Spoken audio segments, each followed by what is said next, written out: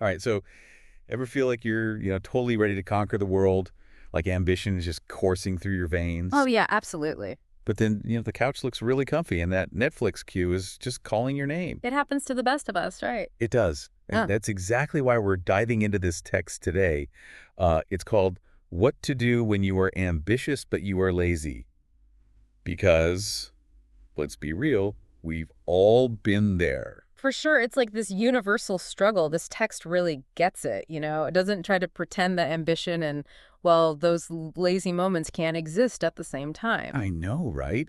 It's like it gives you permission to be both, and that's what I found so refreshing about it. So, like, how many times have we heard that, oh, you have to be a go-getter 24/7 to be successful? It's like the hustle culture, nonstop, always on. Exactly. But this text kind of flips that on its head, doesn't it? It's like maybe laziness isn't always the villain we make it out to be. Yeah, and I think that's where the whole idea of intentional rest comes in.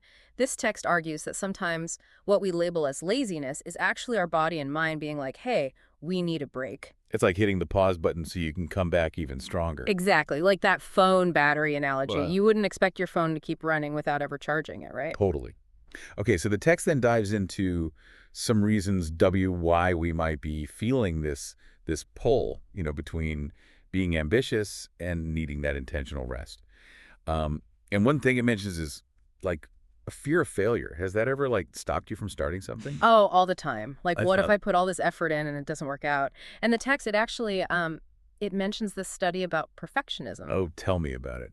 I am the queen of perfectionism. It's like sometimes I won't even start something if I think I can't do it perfectly. Yeah, the study found that people who are perfectionists, they're more likely to procrastinate because they're so afraid of not meeting their own crazy high It's standards. like this self-sabotage cycle. Yeah. Totally. But the good news is the text gives us a way to reframe that thinking. Instead of trying to be perfect right out of the gate, we should focus on making progress. Okay, I love that. Progress over perfection. Mhm. But like HOW, sometimes my goals feel so huge I don't even know where to begin. Any tips from the text on that? Totally. It suggests breaking those massive goals down into like bite-sized pieces, smaller steps that you can actually tackle. And get this, it even says schedule your laziness.